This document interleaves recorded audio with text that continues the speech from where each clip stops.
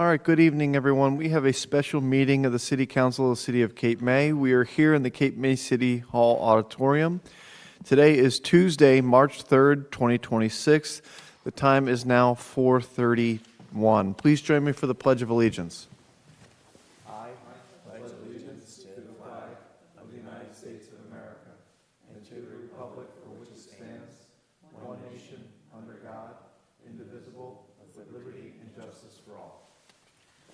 Thank you. Under the Open Public Meetings Law, notice of this meeting was sent to the Cape May County Herald and the Press Atlantic City, and a copy of the agenda was delivered to each member of City Council, posted on the city website and City Hall Bulletin Board. Notice is hereby provided that Cape May City Council meetings are audio recorded and/or video streamed live. Live video streams are posted to the Cape May City website. The City of Cape May is not responsible if audio recording or live video streaming of a meeting is unavailable. Roll call. Councilmember Baldwin. Here. Councilmember Bodnar. Here. Deputy Mayor McDade. Here. Via telephone. Councilmember Meyer will be arriving shortly and will join us in the closed session. Mayor Mullock. Here. City Solicitor Gillen Schwartz. Here. City Manager Dietrich. Here. Deputy Manager Riggs. Here. Deputy Clerk Turner. Here. And we have Resolution 12103-2026, a resolution providing for a meeting not open to the public in accordance with the provisions of the New Jersey Open Public Meetings Act and JSA 10:4-12. This is for collective bargaining negotiations for GWU Local 2327 Middle Management. Do I have a motion? I'll make a motion. Do I have a second? I'll second. Roll call? Deputy Mayor McDade. Yes. Councilmember Bodnar. Yes. Councilmember Baldwin. Yes. Mayor Mullock. Yes. Public portion, Mayor. Is anyone here wishing to speak on this resolution? Seeing none, we'll close public comment and go into closed session. Time is 4:35.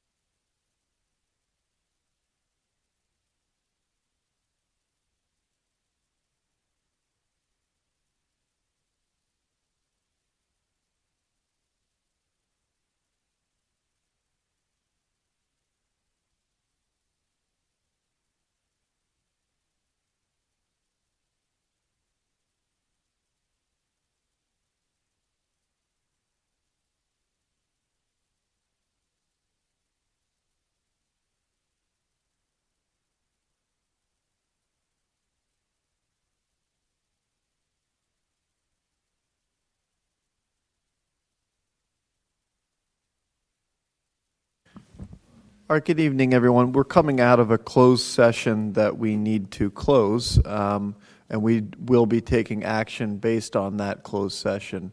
Do I have a motion to close the closed session? I'll make that motion. Do I have a second? I'll second. Time is 4:59. Okay. And of course, we will go over that resolution when we get to that. Our solicitor can give an explanation. With that, we can open up our regular meeting. Everyone ready? I'm sorry. Good. With that, we'll open up our regular meeting of the City Council of the City of Cape May. Today is Tuesday, March 3rd, 2026. The time is now 5 p.m. Please join me for the Pledge of Allegiance.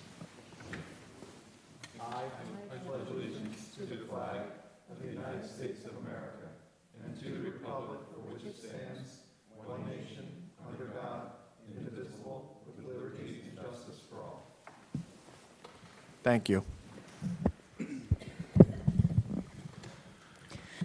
Under the Open Public Meetings Law, notice of this meeting was sent to the Cape May County Herald and the Press of Atlantic City, and a copy of the agenda was delivered to each member of City Council, posted on the city website and City Hall Bulletin Board. Notice is hereby provided that Cape May City Council meetings are audio recorded and video streamed live. Live video streams are posted to the Cape May City website.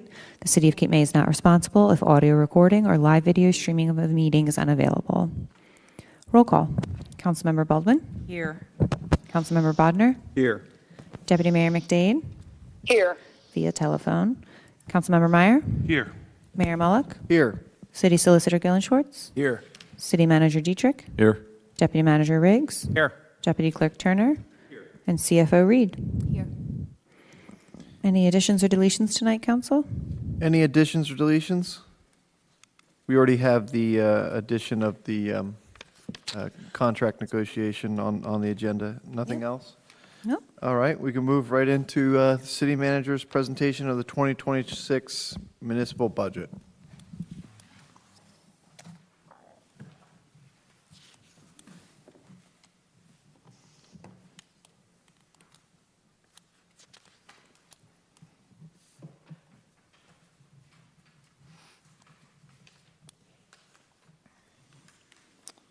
Thank you, Mayor.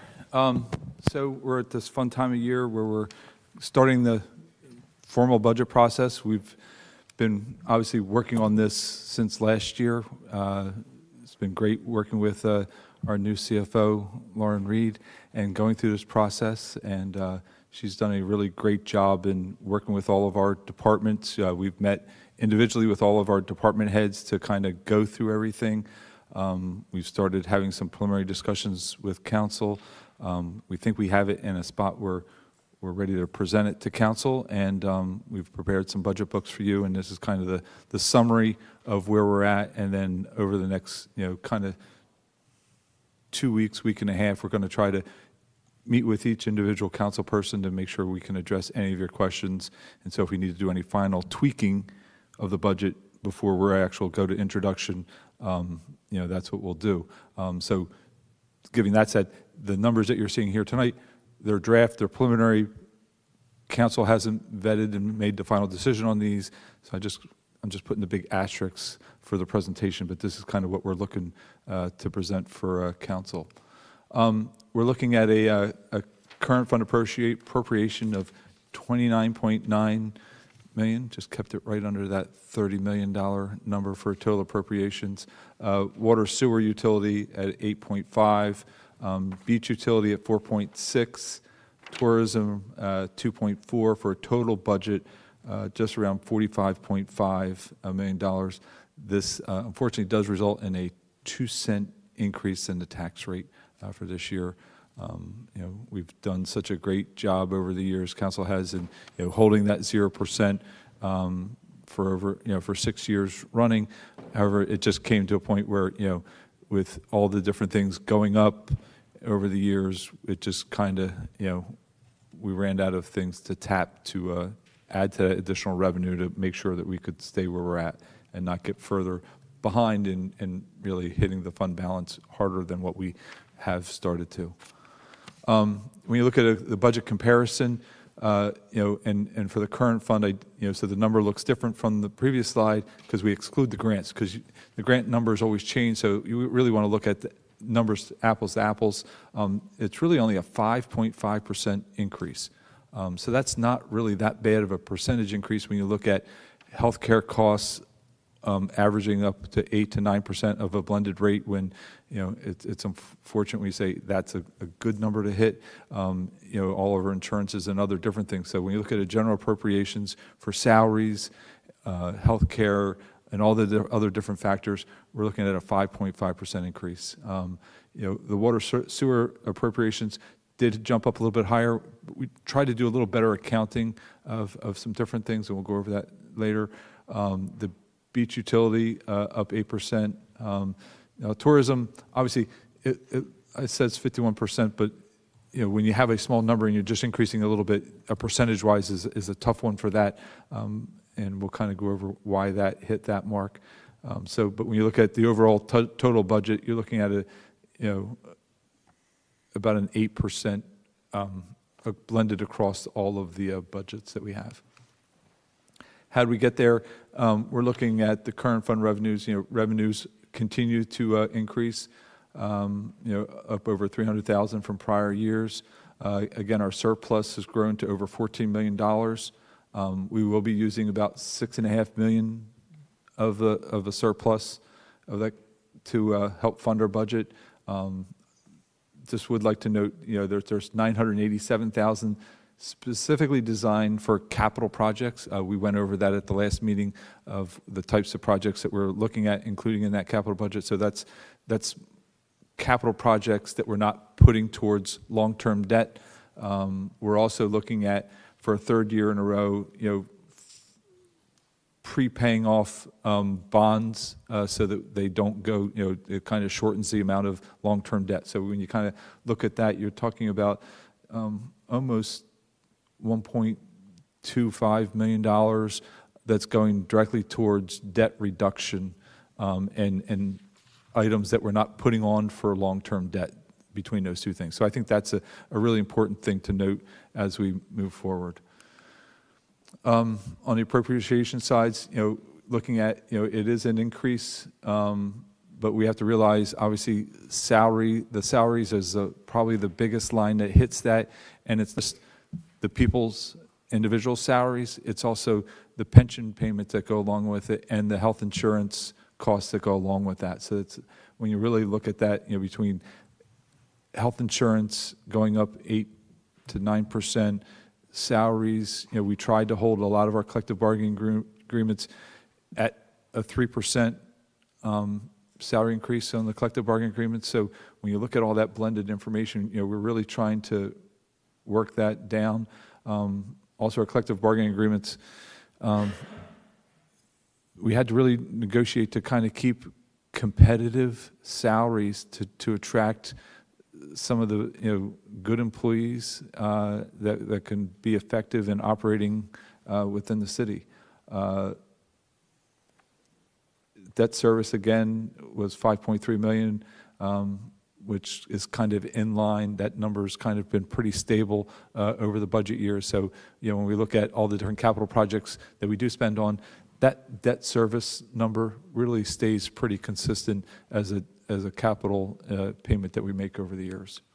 Water sewer, we talked about that, and their surplus has grown to a $3.4 million. We are increasing.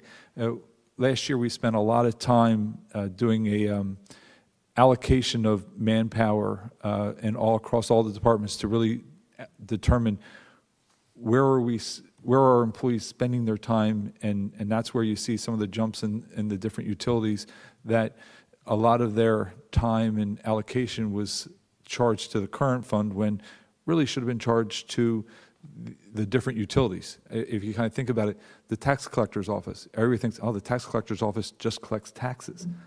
No, they spend as much time sending out tax bills and collecting taxes as sending out the water bills and collecting water payments. During this off-season, they're also the front line in beach tag sales collection. So from January to almost April into May, they're who's doing all the transactions for beach tags. So, we looked at those and, hey, that department's salary should be spread across the different utilities, so it accounts for that. So that's where you'll see a lot of adjustments upwards in some of those utilities to account for that allocation. Also, water sewer, I just want to just note, I think it's always good note, we're well ahead of the state's mandate for the 2031 for the lead pipe removal. As you know, we started the grant process to help, since we've got all the mains almost done within the city right-of-ways. Now we're working with property owners to replace their lead service lines running from the meter to the house, and hopefully we continue to get grants for that to help offset the costs for homeowners to remove that lead service lines for them. Beach utility, here again, anticipating a $3.6 million in revenue. That's up $200,000 from strong beach tag sales.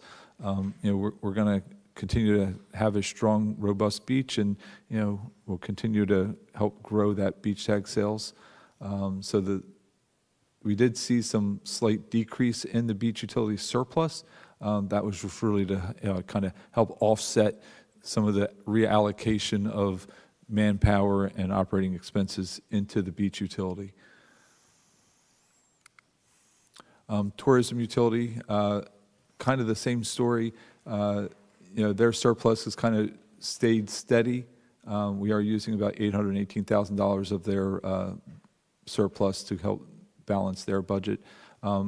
Big focus out of the tourism utility this year, we did add some additional money in there, was to help fund some of the projects we're doing with the nation's 250th, the city's 175, and our National Historic Landmarks 50th anniversaries. I'll go over some more of the activities because we're kind of, as we go into March, this is really the kickoff for some of those celebrations. So we're kind of starting that whole season, and that's where we're trying to spend some money.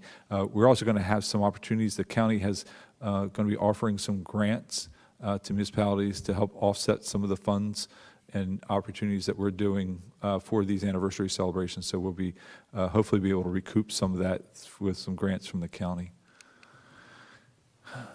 How does this affect me on your taxes? Well, the tax assessor added about $12.3 million of improvements in '25. So that was about average what we've been doing over the last couple of years as far as added assessments. State aid, they never give you a little bit more. So that kind of stays steady.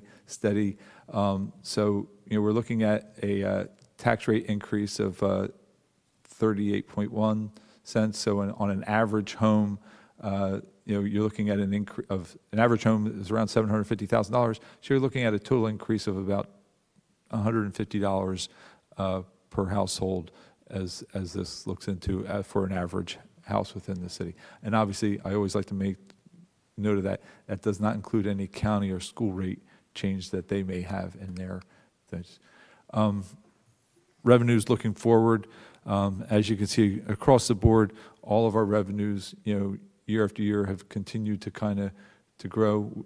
The only thing that that didn't grow was last year was interest rates. We did see a little drop of interest rates, which obviously the rates have dropped that the banks have been giving us. Though we have, as we've talked before, Lauren is really working towards, leveraging some of additional funds over to NJ ARM to get a little bit better of an interest rate. So we're also going to be looking at doing a RFP for banking here over the next month or two. So you're going to see a request to go out for RFPs for banking services, just to kind of go out there and see how we can leverage and try to make sure that we're getting the best interest rate we can for the money that we have on hand. Capital projects, I'm not going to spend a lot of time here. This is kind of just a summary sheet for what I really discussed at the last meeting. Again, I had this slide up here last meeting when we talked about our debt ratio. Our debt ratio continues to fall off, and that really goes back to making some of those additional bond payments as well as funding some of these capital projects within the budget so that we don't have to put on additional debt. So that's the budget in a quick little snapshot. This presentation was included in the agenda packet. We will also post it as an individual PDF on our financial page, just that way anybody can take a look at it and peruse it. And again, but this is the preliminary budget. We'll try to set those meetings up with council to kind of go over them individually, and we're looking to introduce the budget at the next meeting, and then we'll follow up in April 21st for adoption of the budget. That's great.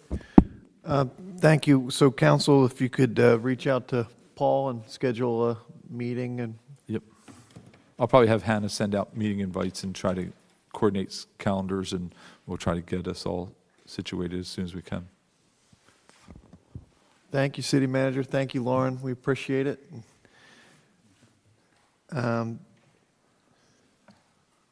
City manager, you want to go right into Yeah. street opening? Or, So- whatever you have. So we had that discussion last meeting regarding the utility openings. I was able to find a video. I looked through a lot of different videos to find something that would be appropriate for you to kind of take a look at to get a feel for the patching process and what's involved. The request ultimately comes from the homeowner, and they would pay the additional fee for this, expedited process. But ultimately, the work will be contracted and scheduled and coordinated through the utility company, in this case, South Jersey Gas. I can assure you, especially for this test case scenario, if you, we did have the video, so if you care to want to watch the quick little video, it's here. But no, I would just, if council or if anybody wants to look at it, we can look at it later. But I just wanted to make council be aware that we do have it available. It is on the website. It is part of the packet, yeah. Oh, okay. Oh, no, I don't know if this video is not part of this. Yeah. This Yeah, we I sent the received link. I sent the link to you Yeah, guys yeah, individually. yeah. As you watch in the video, it's the whole problem with traditional patching is you make a saw cut, you excavate the patch out, and then it's a cold joint between the new material and the old material. Because this infrared heater heats up both the material you're going to put in and the adjacent material, it chemically bonds and connects back to it so that it's not really a joint. It creates a homogeneous material just like the original asphalt. Will you see where the patch is? You will see some discoloration, but it won't look like the patches, like a traditional patch where you're going to see the true difference in the material. It will be overseen by Public Works and myself, especially for this one. I think it's a good alternative to allow when you do have a property owner that is really looking to make a change, and in this case, they're making it. I think their heater is going, and they wanted to change heating sources, so they're converting from oil to natural gas. But this is a typical case where they weren't able to get it done. When we did or they didn't know they needed to do this 2 years ago when we paved the road. They're here now, but so they're still within that 5-year period. And my recommendation is to allow this to happen. Use this as a test case, and if we like how it happens, I gave you a draft ordinance that we could amend the ordinance in the future to make this a more routine thing, so that you would not have to see and have to have this discussion on a regular basis. We would do that administratively. They'd pay the emergency opening fee, and then that would trigger this enhanced replacement process. So last council meeting, if I may, I think we did a straw vote. It seemed like more of a straw vote, I think, that we all allowed this to go forward. When do they plan on getting this completed so we can analyze? So the resolution is on for the agenda this evening, or I think it'll be on for next meeting. Tonight, I'd ask for a motion vote to allow it. This would allow me to process the application, or have Aaron's office process the application. We can get it going. It would probably, the initial work would happen probably within 2 to 3 weeks. Then you let it sit for 45 to 60 days, and then they do the ultimate repair patch. Won't happen until later in the summertime. Okay. Where at this point, I would probably just tell them, wait till September, or October, when there's a little less traffic, then they can get out there and do the repair, and then we'll take a look at it. Well, the reason I brought that up was because I'd like to see some time period between the work being completed and maybe a couple months to see if it's got an indentation Oh, yeah, or anything else like that. They definitely have to wait, for sure. They have to wait a minimum 45 days. Cool. Thank you. Yeah, but do Paul, I would like to see. I'd like to take the opportunity to talk about a couple patches in town for a moment. There's 3 patches that I can think of that I do not like, but I just want to bring up. Wawa, we've talked about multiple times, and I know that's the county, but I That's the just county. want to bring. And that's still the temporary old patch. They have not done the Correct. final patch. Okay, and anyone who knows, I'm talking about Texas Avenue outside Yes. Wawa. Columbia has and by the way, this is to no one's fault. I'm bringing up my most pet peeved potholes. Columbia has a patch that was like the worst patch you've ever seen done, and I don't know how we approved it. But anyway, that was a new road, and they patched it, and it's terrible, and bad enough that now it's like opening up, you know? Right. And same way on Jefferson, between between Washington and Lafayette Yeah. is a patch that we did as the city that I run over every day that is terrible. And there again, I don't think they ever went back and did a final patch on Yeah. that one either. So, And by the way, let me just one last thing before you answer that.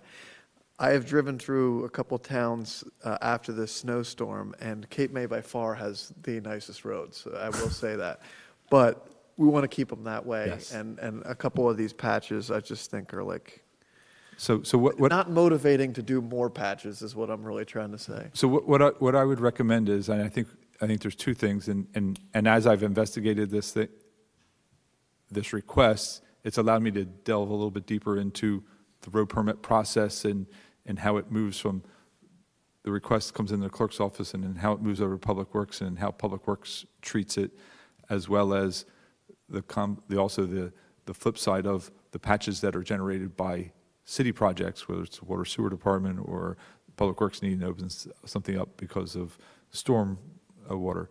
I think we can do better both at the tracking of them to make sure that they are done properly, but then also that it's followed up better, that they're do a final restoration in a better timeframe, because all the 3 that you mentioned are still the temporary patch. They never had the final patches.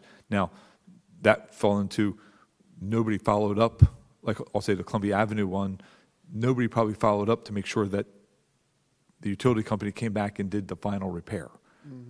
The Texas Avenue one, we know because we've been talking with the county and they've been trying to figure out, and I think they're trying to work with our contractor that's doing the work on Illinois so that when he's paving Illinois, he's going to come up and get them just so that one is coming. Okay, good. So I think administratively, I can have staff do a better job at tracking them and making sure that we're watching them better. The other thing is, you could make this repair technique a requirement as the requirement for final restoration. Not use this as the special condition, but you could have this as, this is the standard.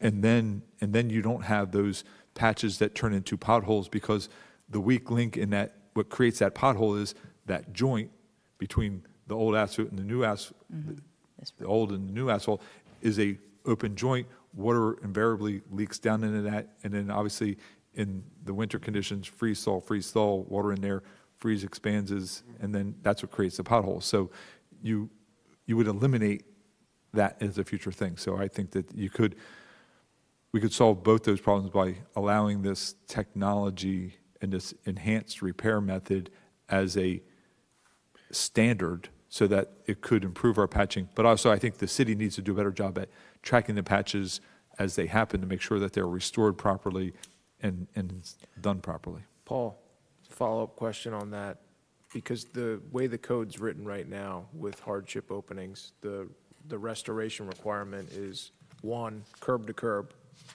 or a trench restoration at the discretion of the city, that it's not going to create longevity problems.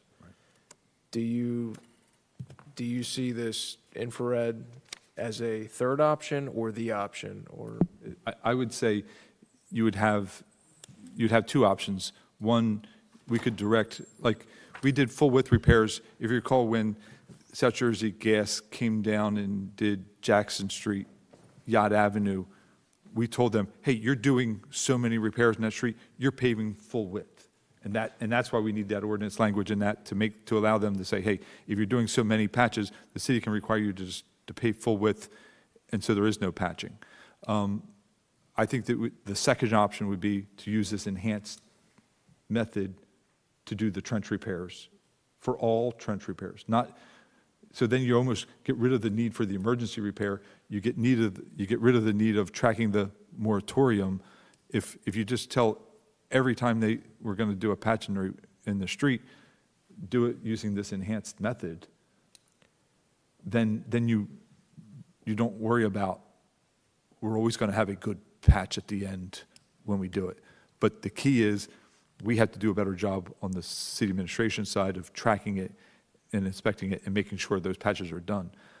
Ocean City gets so hyper-technical, they actually have them paint numbers, like of the repair number on the street, so that as Public Works employees are driving around, they can know if that's like a temporary number or a final number, because if they see a paint number on the street, they know it's a temporary patch and still needs to go back, so they can say, oh, that's patch 25, oh, let's go check when that's supposed to be done, and so they actually track it that way. I don't know if that's the best method, because then you got numbers on the street, and then that's going to probably prompt a bunch of questions from people, but they find that that's an easy way to kind of track it, so they know, hey, which one's a temporary patch, which one's been a final patch. I have a couple of question, because as I was looking at this new technology, well, it's not new. It's not new. really that new, because No. when I looked at the YouTube video that you sent out, it was interesting. I liked how they were raking it, the lighting, the infrared, all of that. And then looking at it a little bit further, and I don't know if you looked into this either, Paul, it's recommending it for anything that's 2 to 3 inches deep.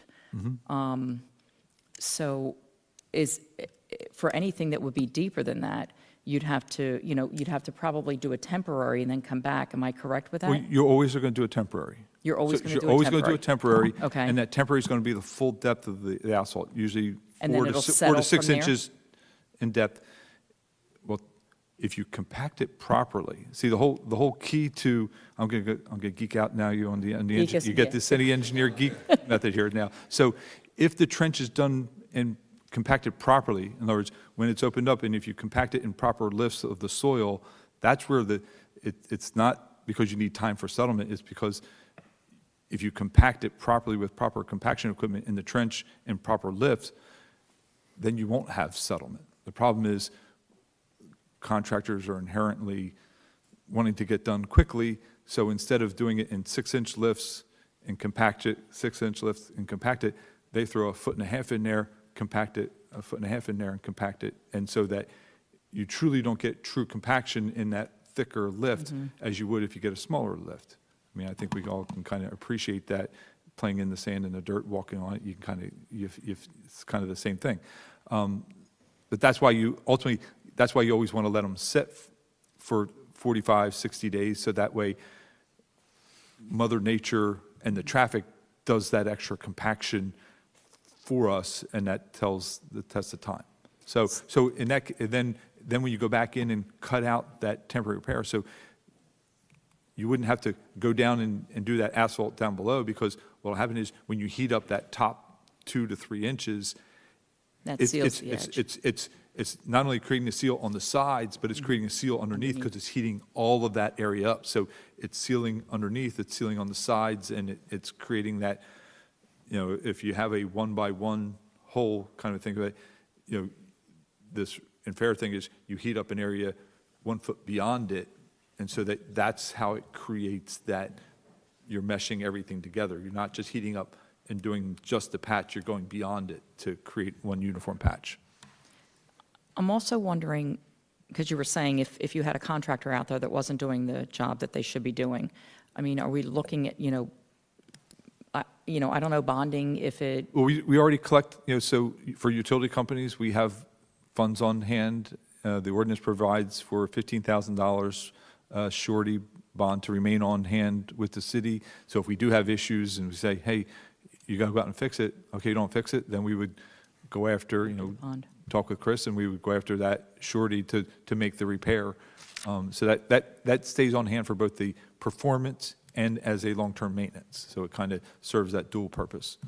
So if a homeowner is doing this, So don't forget, the homeowner's not doing this. it's gonna be utility The company. utility company. Okay. The homeowner is paying for this emergency fee. They're paying for the application fee okay, to allow the utility company to make the application. So the utility company is really the applicant for the road opening permit, and that's who that is actually responsible for the actual opening and the maintenance of that patch, not the homeowner. So we're not having to deal with a homeowner that does not have the wherewithal or the capability they're not hiring the contractor, they're not worrying about doing that. We're dealing with the utility company that is what they do, and they're used to doing that, and they hire, whether if they do it or they hire professional contractors to do that repair.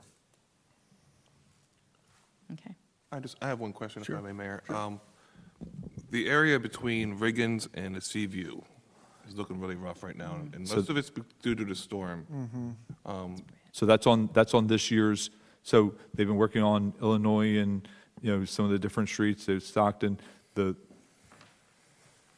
after this fall, they're going to be back and they're going to do kind of remember how we did the other side of Lafayette Street? Well, guess what? We're going to be doing a detour, and we're going to be doing that stretch between the small bridge and the Washington side of, I'll say that circle.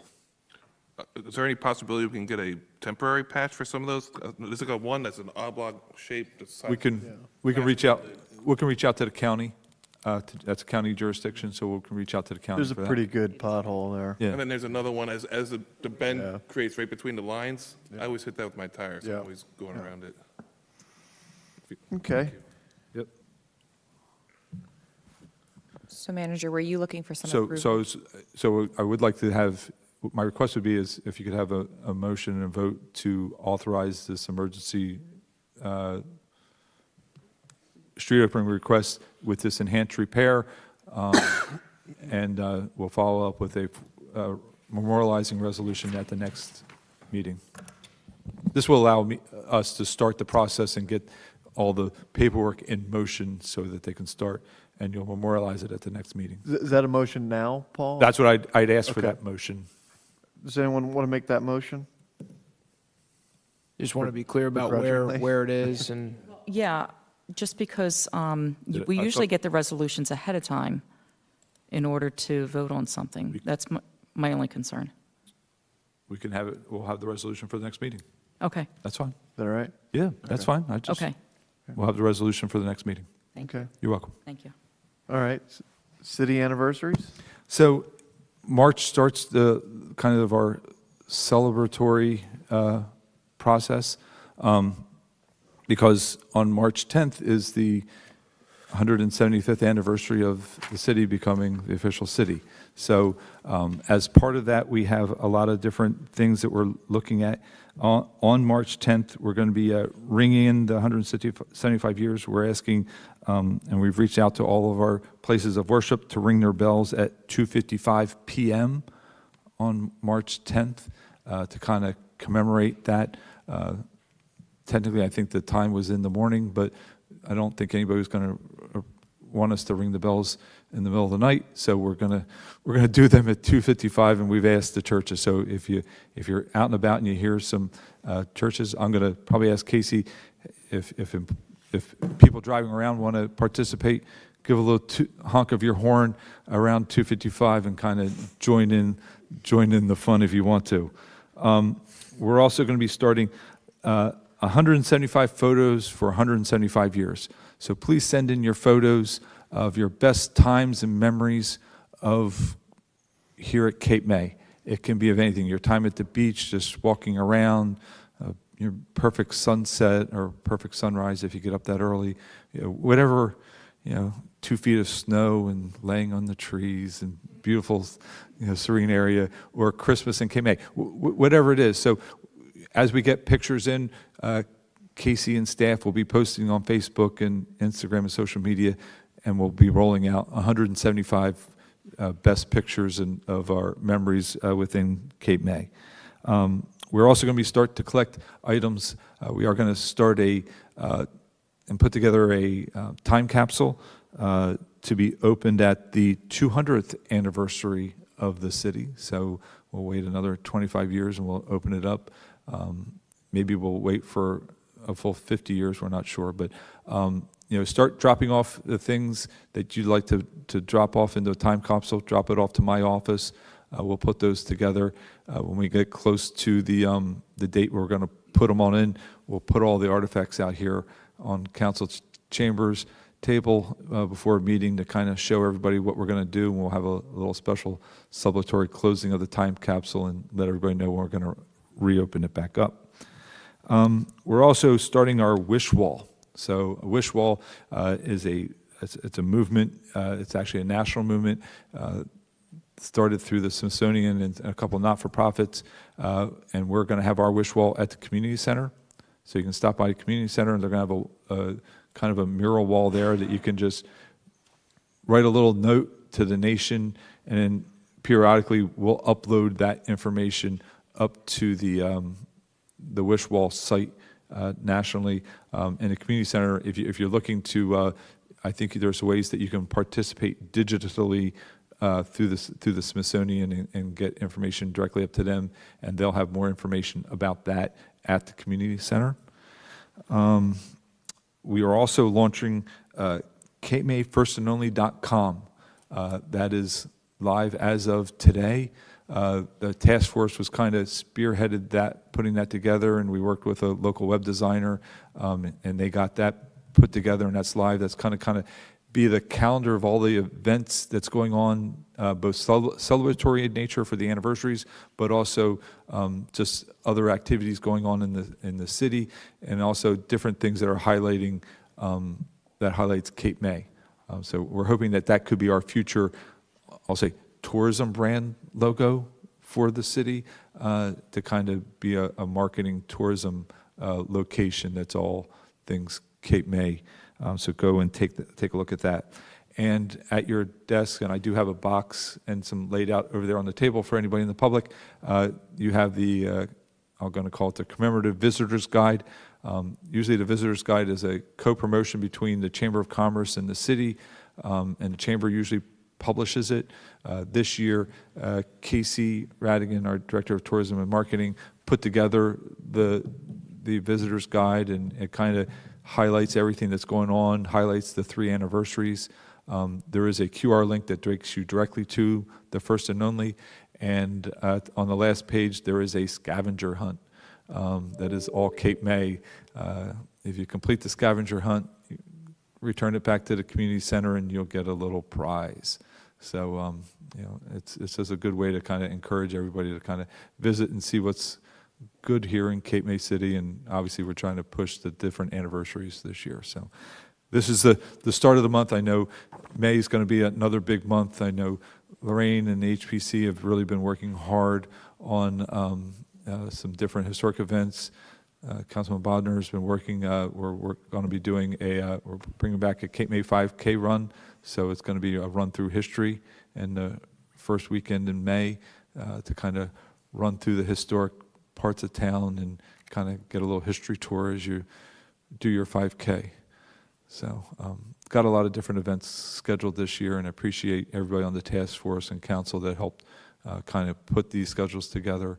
And thank you for Casey Radigan for kind of getting us all together and moving this forward in one, and hopefully we have a good celebratory year this year. So That's great. thank you. All right, thank you, City Manager. City Solicitor, any updates or old business? Nothing as fun as that, but I do want to just tee up some of the ordinances for second reading tonight. It's noted on the agenda. I just want to give a little bit of an explanation and color to this. Ordinances 591, 592, and 593. These are the ordinances relating to the city's fourth round affordable housing compliance. And we did have these teed up for the last planning board meeting, but unfortunately because of the weather and loss of power, they weren't able to hold that meeting. So that review by the planning board, we didn't want to take any action at the council level until they had an opportunity to review for master plan consistency.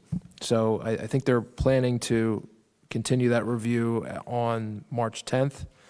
And due to the compliance deadlines under the new affordable housing regulations, I think there's some flexibility in those statutes for precisely these types of circumstances, weather events where a town is clearly working towards compliance, but due to events outside of our control, we just can't meet a technical deadline. I'm working with our Affordable Housing Council just to determine whether we need to expedite this and have a special meeting or not. If we do, we will appropriately notice that. If no special meeting is noticed for the 13th, it's because we're planning to reconsider these on March 17th after, in either case, after the planning board has an opportunity to review. So it's just a matter of timing under the regulations that we have to kind of put this here. But if people were wondering why 13th or 17th, it's really just a matter of the deadline under the statute. And if we determine that we need to schedule that earlier, we will, and we'll let everybody know. And of course, the public will be notified too, but I just wanted to give some explanation for that. Okay. City Council, any updates or old business? Mr. Mayor, Please. is this an opportunity for the solicitor to talk about the closed session at this time to get out of the way?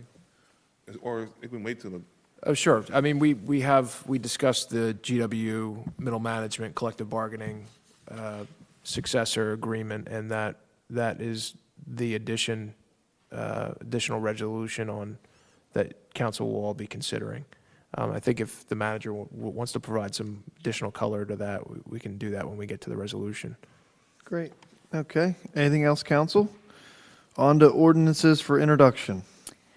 Yes, we have 600-2026, bond ordinance providing for various water sewer utility improvements by and in the city of Cape May and the county of Cape May, state of New Jersey, appropriating $17,220,000 therefore, and authorizing the issuance of $17,220,000 of bonds or notes to the city to finance the costs thereof. I did want to just mention, just for clarification, there was a copy and paste typo on the original agenda so the amount varied slightly, but I did fix that today, and the actual content of the ordinance that was uploaded was correct. So that is the correct amount, $17,220,000. Do I have a motion? I'll make the motion. Do I have a second? I'll second. Roll call? Or, I'm sorry, questions or comments? Did you want me to briefly describe the two projects that are please. part of that? So there's two projects that we're going to use as authorization for these bonds. The first project is, I'll say, Phase 1A of the water treatment plant reconstruction, new water treatment plant. So this will be both the building and pumps and appurtenances, the utility connection for the electric service, different storage tanks for the different treatment chemicals that are needed for our water treatment facility. So it's, initially we were talking about the water treatment building, but it's not just the shell of the building. It's a lot of different appurtenances. As part of that, there is, out of that appropriation, we'll be using $6 million of combination of grant and principal forgiveness. So that'll be reduced. The ultimate money that we would actually bond for and incur long-term debt would be less $6 million from that. The other project, that $3.2 million, would be another round. That's principal forgiveness for around $3 million. So it's really just over $250,000 of actual long-term debt service on the project, and that's going to be another round of road and street improvements on about 3 different streets that we've previously posted and discussed. Great. Thank you. Any other questions or comments, council? Roll call? Councilmember Meyer, Yes. Deputy Mayor McDade, yes, Councilmember Bodnar, Yes. Councilmember Baldwin, Yes. Mayor Mullick. Yes. And just to emphasize, this is scheduled to come back on March 31st. You'll recall council changed the April 7th meeting. We switched it to March 31st. So this will come back for second reading and potential adoption on that date. So the next couple ordinances we are tabling, is that correct? Solicitor Gilmsworth, do you have a recommended I would wording? suggest that we open these for public comment and take them Okay. one by one. But they're noted here. We wouldn't consider them anyway because procedurally, the planning board hasn't reviewed yet. They are listed for second reading, so I Okay. would invite public comment also. So just to be clear, is that 591, 592, 593, and no? No, it's just a. No. 591, 592, 593, correct? Correct. Okay. And just to point out, there will be an opportunity for public comment again when these are on the agenda. Was anyone here wishing to speak on ordinance 591, 592, or 593? Seeing none, we'll close, can I close public comment on all three? Yes. Okay. Sure. Is everyone okay with that? No comments? We'll close public comment on 591, 592, 593. We don't need to table it. Yeah. Yes. Yes, we should definitely Individually. table, but I defer to the solicitor on the wording, Yeah, I whether, would just motion to table to The next. either a special meeting on March 13th or the regular meeting on March 17th, pending adequate noticing being provided. Should we do that on each one individually? You can do it collectively. Collectively. Can I have a motion on 591, 592, and 593 to either be at a special meeting on the 13th or our next council meeting? on the Yes. 17th, Do I have a correct? motion on that? I'll make a motion. Do I have a second? I'll second. Any questions or comments, council? Roll call? Councilmember Meyer, Yes. Deputy Mayor McDade, yes, Councilmember Bodnar, Yes. Councilmember Baldwin, Yes. Mayor Mullock. Yes. Okay. Moving on to, excuse me, 594, 2026, ordinance amending Chapter 7 of the Cape May City Code regarding metered parking fees at the Cape Island Baptist Church parking lot pursuant to the city use agreement. And there is a public hearing tonight, Mayor. Is anyone here wishing to speak on 594? Cape Island Baptist Church lot? Seeing none, we can close public comment. Do I have a motion? I'll make the motion. Do I have a second? I'll second. Any questions or comments, council? Roll call? Councilmember Meyer, Yes. Deputy Mayor McDade, yes, Councilmember Bodnar, Yes. Councilmember Baldwin, Yes. Mayor Mullock. Yes. And 595-2026, ordinance of the City of Cape May amending the revised general ordinances of the city to approve for a restricted handicap parking space at or adjacent to 212 Stockton Place for Rebecca Walder, with a public hearing. Is anyone here wishing to speak on ordinance 595? Seeing none, we'll close public comment. Do I have a motion? I'll make a motion. Do I have a second? I'll second. Any questions or comments, council? Roll call? Councilmember Meyer, Yes. Deputy Mayor McDade, yes, Councilmember Bodnar, Yes. Councilmember Baldwin, Yes. Mayor Mullock. Yes. Moving on to public portion on resolutions, Mayor. Is anyone here wishing to speak on resolutions this evening? Mayor, before they start, would you want me to just, I think Councilman Meyer had asked about the GWU Okay. collective bargaining agreement, and if you just want me to just note some of the Go. particulars of that, just so that, what we were looking at was a 3-year contract. There's 8 members in this bargaining unit, and generally their salaries varied because of obviously their titles all varied. And they're all listed individually within the proposed agreement. We're looking at a 3% salary increase over the subsequent 2 years of the contract. Other than that, there are really no other substantive changes, I'm going to say, in the terms of their MOU. Okay. Any other questions or comments on that, council? Anyone wishing to speak on resolutions this evening? One of the resolutions we're going to be talking about is the polar plunge. if you want to talk about that before we vote on it. If you want to just highlight it, go right ahead, Sean. And just please state your name for the record for us. Hi, my name's Sean Carney. So every year in March, for the past 9 years, we do a annual polar plunge. This year, the charities we're benefiting are No Limits Academy and Next Gen 30. No Limits Academy is a year-round youth development center serving youth 7 to 19 years old in Cape May County. They show up every Monday through Friday, 2:30 to 8:30, using boxing, mentorship, structure to build disciplined, confident, and accountable young people. So that's the No Limits Academy charity. The next one is Next Gen 30, which exists to perform 30 acts of kindness annually in the community that Jenny Farnan loved, prioritizing the health and education of young people in Cape May County. Basically, we have a weekend of events starting on Friday where we do beef and beer fundraiser, 6 p.m., and then we have a beer Olympics at 10 p.m. Following into the next day, that was Friday, March 13th this year, which then follows into Saturday, March 14th, and we start off with a block party, which I believe is what's in question, where we're going to have vendors, food, drink. It's free to attend, but all the money we raise for the plunge, which is jumping into the water, the run, and the walk, will go to those charities. All of those funds are handled by No Limits Academy and Next Gen 30. None of those funds are handled by Carney's. There was some questioning about the weekend's called Carney's Care Extravaganza.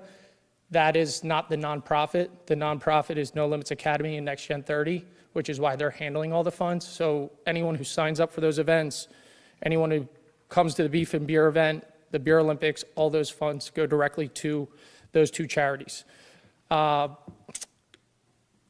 So going back to that Saturday, we have the block party, kicks everything off at 9 a.m.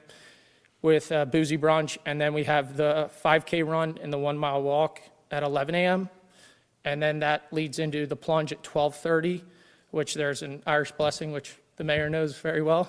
And everyone runs out into the water, at which point everyone kind of comes back, and it's one big celebration of Carney's. But again, the whole purpose of this weekend in March, where there's not a lot of people around, that's kind of why we're asking to kind of expand the event. It gives us an opportunity to raise more money and really grow it. It's in March. We do have security measures. I think that was in question. And we spoke to the chief about this and local law enforcement.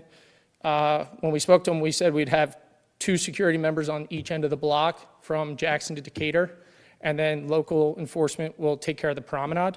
We'll also have 1 floater in between the block, just going back and forth. We'll have 1 by the tent that we have outside that's serving alcohol, and we'll be IDing people along with our ID machine. It's called TokenWorks. Anyone who's 21 will have a wristband on, so it'll be easy for security to identify them as well. That way, that's another reason why we have the floater going back and forth. Anyone with a drink that's possibly in their hand doesn't have an ID, that will be dealt with immediately. Anything else that we can do to kind of make everyone happy, we're more than welcome to. Again, this is all for charity, and that's the big goal for Carney's. That's great. Thank you, Sean. Okay? Any questions or comments? How many years is this now? 9. This is 9. Wow. Would be 10, but COVID. Wow. So, I remember when he first brought this up. Yeah. yeah. Different time. But yeah, it's really grown to a great thing. And we've had different charities involved. And I think Next Gen 30 we had last year. This year will be the first year we have No Limits. And I really think we found the perfect mix of 2 charities that really do a lot of good for the community. And if anyone's not aware of them, I'd recommend you to look into them. I just think they're great. And I think this is for a great cause, and it really affects the community locally. Very cool. And Thank you very Council- much, Sean. Appreciate it. Council, Thank the you. applicant has received the necessary approvals from the county as well. Of course, it's a county road, so Great. we have have the received- county's blessing. Thank you. No problem. Thank you. Any other public comment on resolutions this evening? Seeing none, we'll close public comment. Do I have a motion? Is there anything to I'm remove sorry. from the consent agenda, about that. council, or are you good? Anything to remove, council? No? All right. Okay. So that Do I have a motion? Motion on the consent agenda? Do I have a second? I'll second. Roll call?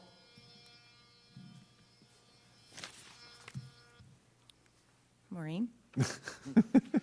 You're, okay, so, 1 second, sorry, there's some background noise. I'm going to Dinner's put you ready. back on speaker. Councilmember Meyer. Yes. Deputy Mayor McDade. Yes. Councilmember Bodnar. Yes. Councilmember Baldwin. Yes. Mayor Mullock. Yes. All right. On to mayoral appointments. Let me catch up here.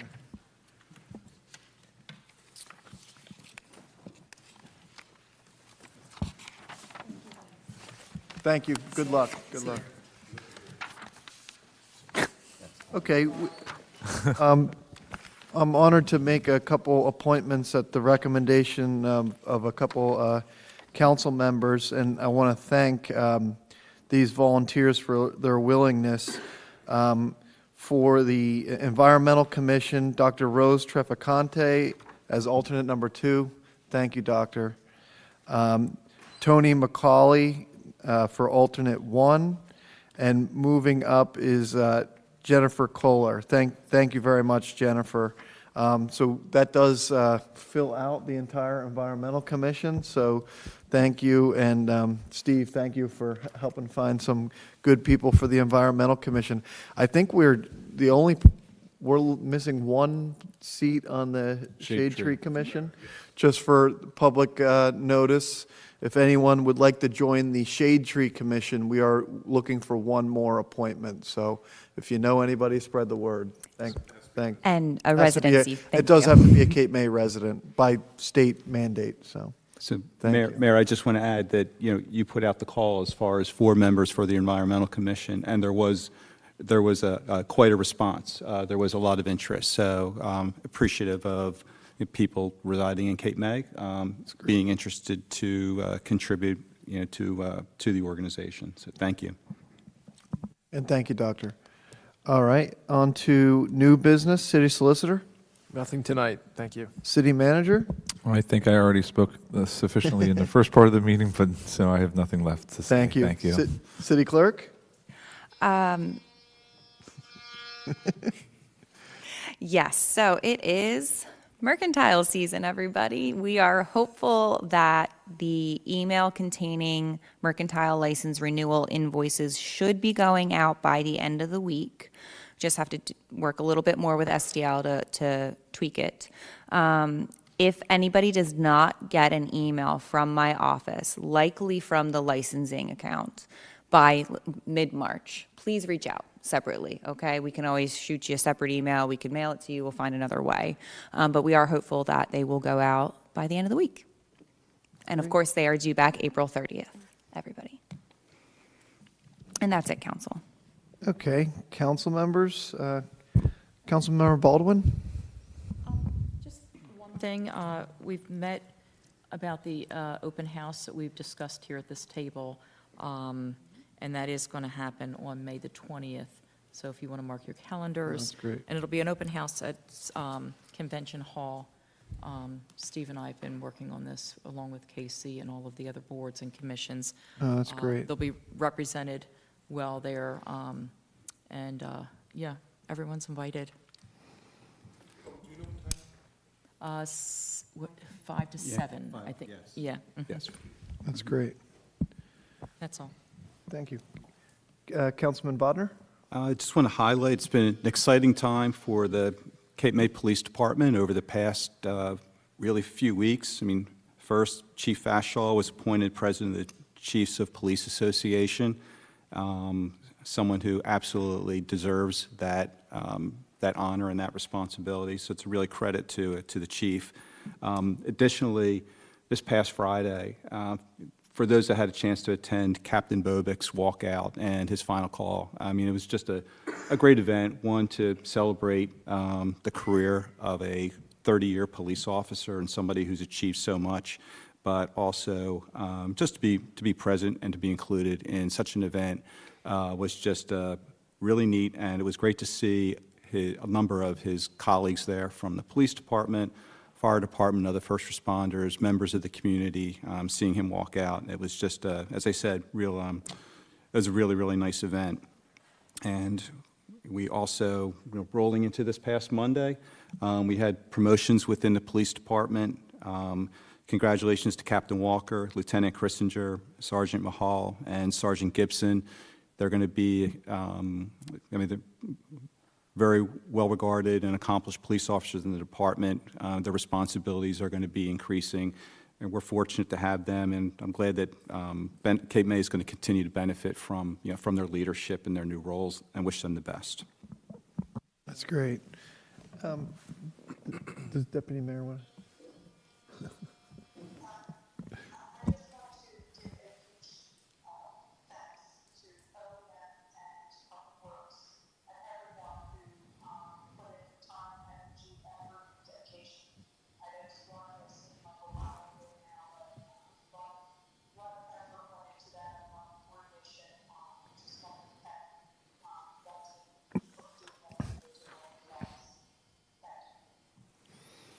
Mr. Meyer? I was just going to say a little bit of what the deputy mayor said, including police and fire. She did mention OEM.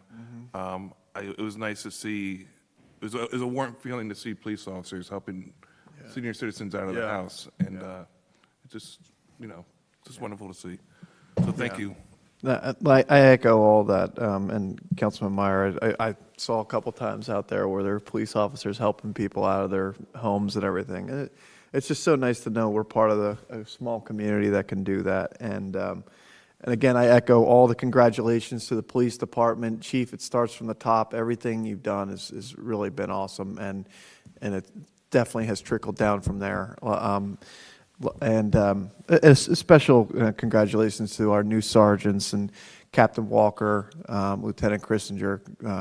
We are in very good hands with them, and a special thank you to Captain Bobick on his retirement. And it was great to see his family here and everything. That was, and I think he would tell you he was a little emotional closing out there, which was really beautiful because you could see how much he cares about the community, which is awesome. To have those types of people protecting us is amazing. And again, I just have to say a special thank you again to OEM and DPW, all the hard work, police and fire over the last few days, last couple of weeks really with this storm. They have been so busy and did a great job. So thanks a lot. And to the public, thank you for your patience. We wish we could get Atlantic City Electric to fix up things quicker than they do. But in their defense, one of the big issues, as the city manager could tell you, was a lot of these were individual lines, not like one location that could be fixed. It was a lot of limbs that took down one line here and there. So it just took a while to get everything repaired. And of course, Cape May not being the only place where there was a lot of limbs down, they were working all over the state, really, and beyond. But I think you could also say, like, driving throughout the county during those, that whole week, I saw, at least 3 to 4 other companies from Tennessee, Illinois, that were here helping Atlantic City Electric. So it wasn't just Atlantic City Electric crews doing the repairs.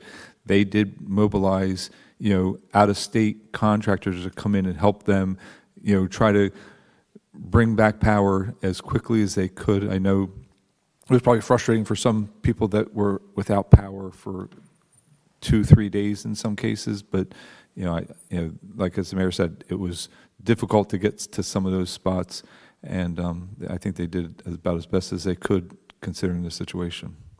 And Justin, special thanks to you too on the OEM side of things. You really did a great job. Yeah. With that, we'll open it up for public comment. Anyone wishing to speak on any and all matters? Chief, if you want to go first.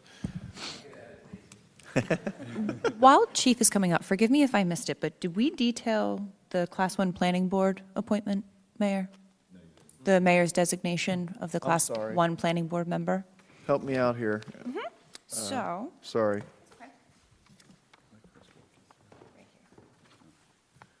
Okay. Oh, okay, yeah, I didn't, okay. I didn't see that. Okay. Also, thank you, Steve Bodnar. I'm appointing him to the planning board as my designee, so thank you for your willingness to serve, Steve. Sure. Thank you. Thank you. Okay, sorry. With that, Thank you, Chief. Sorry. No, you're good. Got to get business done. Couple little things. First and foremost, thank you for the acknowledgement for all of the first responders at DPW, my staff, the fire department staff. There's a lot of things that go on, and a lot of engagement prior to a storm. We hear a storm come in, our OEM team is prompt to react, led by Mike Eck, DC Eck, Justin Riggs on there, Frank McCluskey. Huge shout out to those guys for stepping up and doing it. I've been here a long time. It's what we normally do, but for these guys to come in and engage that quickly is huge. So it's not just the police and fire, it's that team behind OEM, Deputy Mayor McDade, this council allowing us to do it, because it's never a question of, well, do you have the funds to do it? You know, it all comes back to Miss Reed. She pays the bills. We got to do it all things. So when I travel from Lower Township in here to work, and the roads are as clear as they can be when they are, you might have pile up in your front yard. But and we did dig some other people out, and some of the community, but they called, we answered. And only reason we did it versus the fire department is because they were shoveling hydrants. Yes. You know what I mean? So we took most of those calls, but the fire department was shoveling out hydrants. Huge thing, because they were just ready to engage if there was a fire in the Class 1 districts. And that's one of the things that Chief Coulter and Chief Eck and that guy and the guys at the firehouse did. So and that snow was heavy. It wasn't so shoveling out 3 by 3 on several hydrants in this community is huge. So I did go give those guys a shout out, because I did drive by them and beat the horn a couple times. But I was doing driveways and everything else. But like I said, it's not just that you're first responders. It starts here at this deck, because you allow us to do what we're doing, and that's huge for us. So the other thing too is, as Sean was talking about, No Limits and Next Gen. Next Gen's a very very good program as well. Working with that family over the years and knowing Jenny from years back, huge thing. I want to move forward and kind of invite this council to No Limits Academy. We've talked about it several times. We've been back and forth. I want you guys to see what you're actually allowing to come here in Cape May, because this all benefits those groups. But there's a group that some of your kids here locally go to for their boxing gym, and like Sean said, it's more than just a gym where kids hang out. There's 80 to 120 kids a night, all summer, all winter long that attend this gym, and it's impactful. I mean, you have that amount of children that are not in Walmart breaking into things, doing stupid things. It's the YMCA on steroids. Josh Mercado and his team do a phenomenal thing. I'm very proud of it. Our officers and several officers in the county and departments attended. So at some point, I'd like a field trip, or maybe one or two of you to come over individually without violating the Sunshine Act and all that kind of good stuff. But it's something I want you guys to see, because it's important, because you guys actually, from the background, support it, because everything I do is because you allow me to do it. So it's not just Deacon doing it or the police department. I need you to see what you're doing, because you're doing good work and looking at this. every time Chief asks me if I want to It's get in a always boxing conflict. ring We're with just him. busy. But I would seriously anybody from the council, just, we just get in the car and we drive over there one evening. There's a certain time of the day you got to be there to see it, because, these kids are showing up at 3 o'clock, 4 o'clock. We bus them from Middle, we bus them from Cape May, we bring them in, cell phones drop at the door, and we get to work. And these are very, very good kids. I'm very proud of them. And I think, it's more than just me supporting them. You guys support them. I need you to see what you're doing. So that's important for me to do. So at some point, maybe this spring or whatever, just, or before the school ends, because it's very packed, and see it and see what we're doing there, because I think it would be beneficial to all of you just to. I don't see know the if you heard Councilman Bodnar, but he said if you want to talk about the police budget, we can go to the boxing ring and talk about that. I don't want to get knocked out by this crew. But yeah, that too. Like I said, you guys support No, that as well. But Thank you, Chief. But no, I appreciate all your hard work and everything else. So thanks. Thank you. Yep. Anyone else tonight?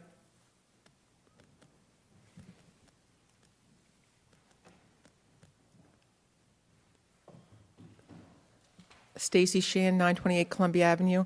My question has to do with the $17 million bond for the water utility. I guess my question is that coming out of the, that's going to go be bonded through the water utility?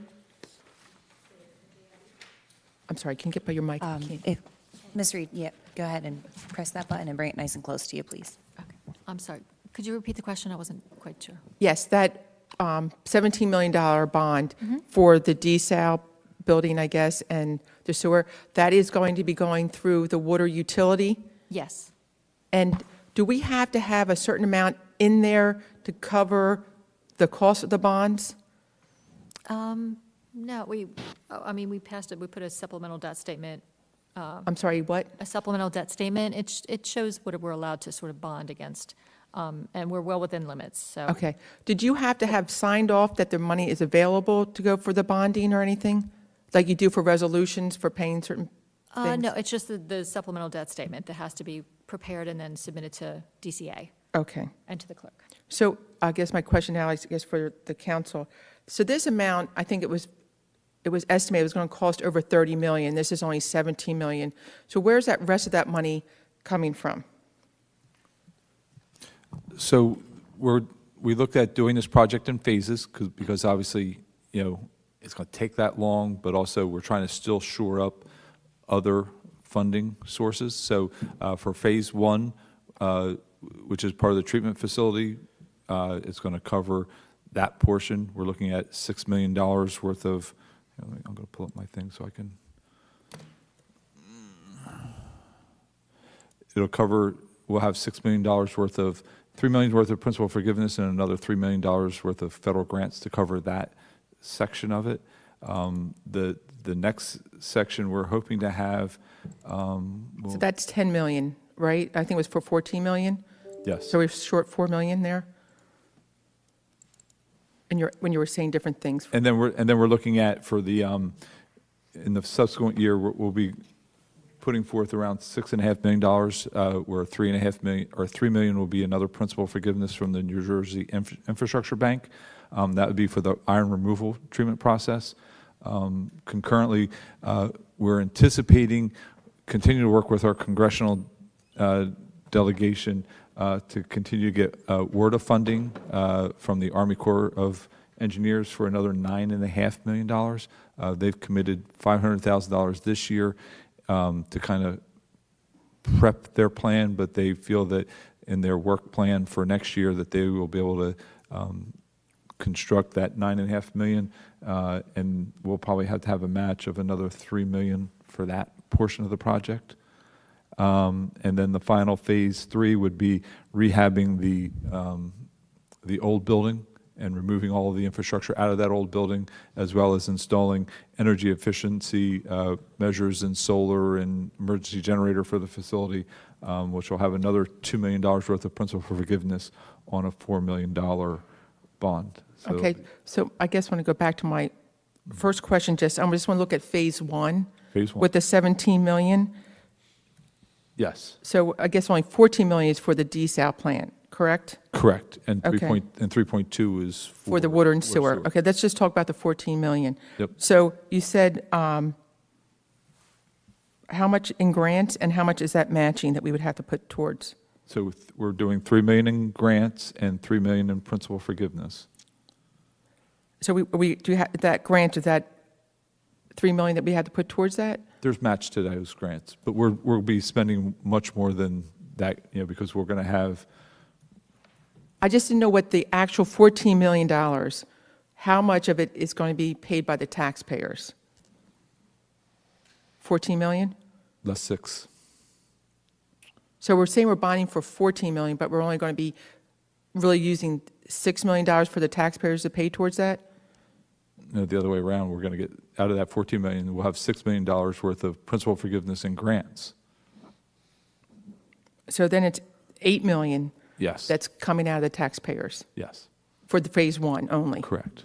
Okay. And it's not just the taxpayers, it's also our bulk users that buy our water. So it's not just the resident as the ratepayer, it's all of the other bulk users that buy bulk And water. what is phase 1 exactly again? The water treatment, Just water treatment? the building, and the other appurtenances that go into that building. There's the interconnect piping, the pumps, the electric service connection. That's all phase 1? That's all part of phase 1. Okay, thank you, Paul, I appreciate that. Thank you. And it's anticipated before we go out, like once the engineers come up with the final plans, we're going to present, obviously, the final set of plans for this phase, and we'll discuss how that funding how we're going to deal with that funding, how that will impact water rates for both city users and our bulk users. So we'll be making a full presentation on those things at that, but we just kind of need to set the bonding up so that we can kind of keep the project moving, so that we can be eligible for the principal forgiveness for the New Jersey Infrastructure Bank, and have this project continue to move forward. Anyone else on anything else this evening? Seeing none, we'll close public comment. Thank you, everybody. Have a wonderful evening. Thanks a lot. I'll make the motion. Thank you. 6:14.